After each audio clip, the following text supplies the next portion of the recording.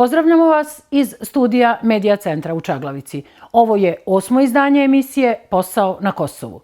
Na našem web sajtu posaonakosovu.com aktuelno su 2 oglasa za posao.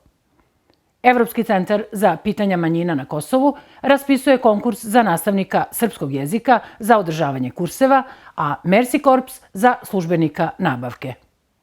Evropski centar za pitanja manjina na Kosovu raspisuje konkurs za poziciju nastavnik srpskog jezika za kurs srpskog jezika za opštinske službenike u opštinama Dragaš, Gnjilane, Kamenica, Kosovo Polje, Lipljan, Novo Brdo, Obilić, Prizren, Štrpce i Vučitrn. Opis zaduženja: predavanje srpskog jezika u periodu od 4 meseca, 3, 4, 5 sata nedeljno.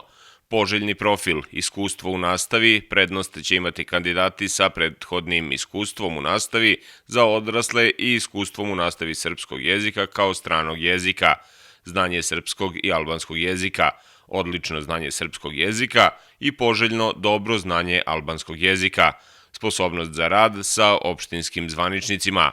Ako ste zainteresovani, molimo vas da pošaljete CV i vaše motivaciono pismo na srpskom jeziku, kao i da navedete opštinu u kojoj želite da radite na e-mail adresu info@ecmikosovo.org.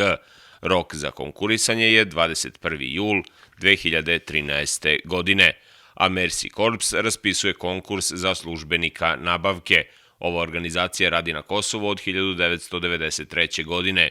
Zainteresovani kandidati su pozvani da pošalju biografiju na admin@ks.mercycorps.org ili lično u Mercy Corps, kancelarija u Severnoj Mitrovici ili Prištini.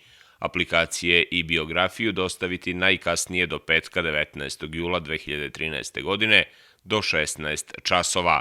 Za dodatne informacije možete se informisati i na web stranici posaonakosovu.com.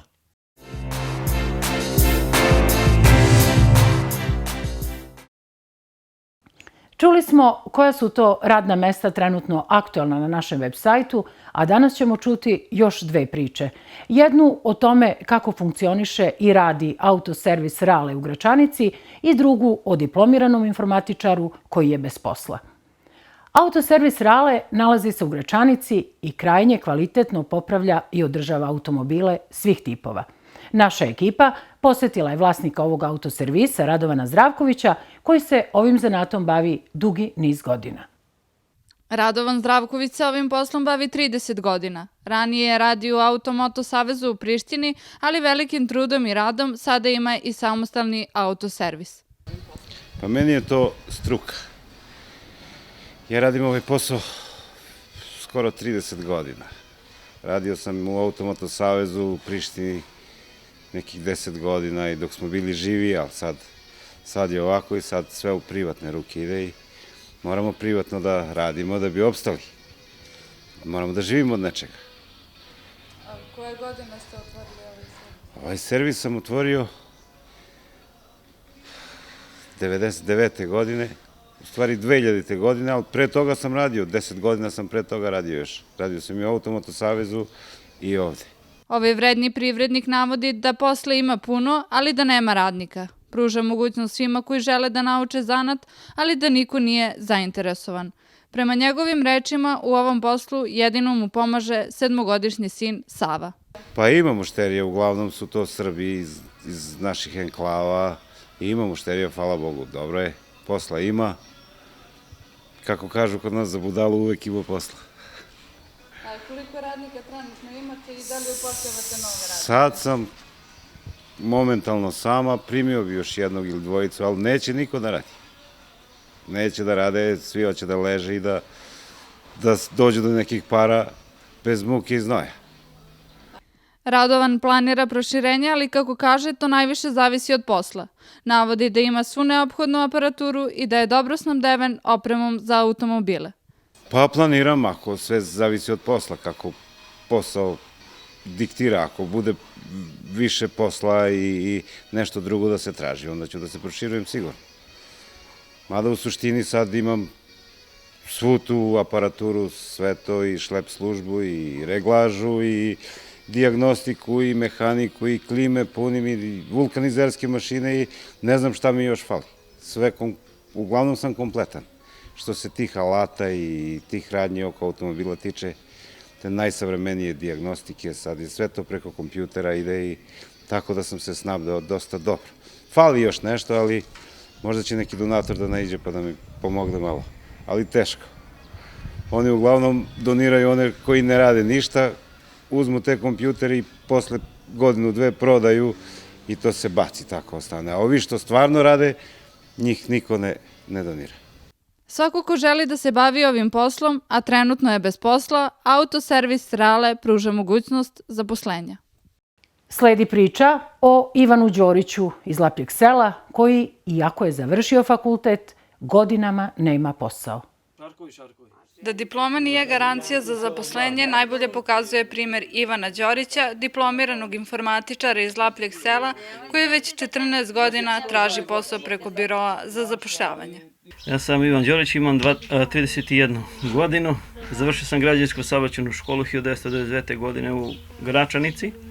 Nakon toga sam upisao Prirodno-matematički fakultet u Kosovskoj Mitrovici sa privremenim sedištem i diplomirao sam informatičar. Ovaj nezaposleni mladić navodi da je u današnje vreme veoma teško doći do posla. Konkurisao je na više mesta za posao, ali mu niko nikada nije odgovorio zbog čega nije primljen.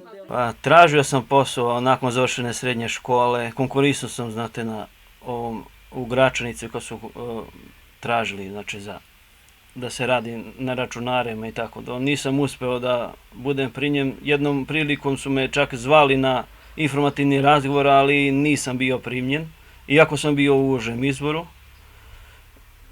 Studije koje sam završio, voleo bih da radim, da budem eventualno nastavnik informatike ili matematike, kako se stvori uslov za to. A šta mislite, zašto do sada niste mogli da nađete posao? Do sada nisam mogao da nađem posao, pa šta znam, kako da vam kažem. Teško je naći ovde posao zato što, kako da kažem, nema toliko državnih firmi koje moja profesija to dozvoljava da bi se ja zaposlao. Izvor njegovog informisanja o slobodnim radnim mestima jeste internet. Navodi da se solidno služi stranim jezicima, ali bez obzira na kvalitete koje posjeduje, Ivan se još uvek nalazi na listi nezaposlenih. Pa o slobodnim radnim mestima se informišem putem interneta, znači tražim na internet oglase, pratim oglase na oglasnim tablama. U selu trenutno nemamo, imamo u Gračnici koje se traže radna mesta u okviru ovih kosovskih institucija ili institucija međunarodne zajednice koje traže radna mesta i do sada nisam imao prilike da se zaposlim za to. A jel ste konkurisali negde, jel govorite neki strani jezik?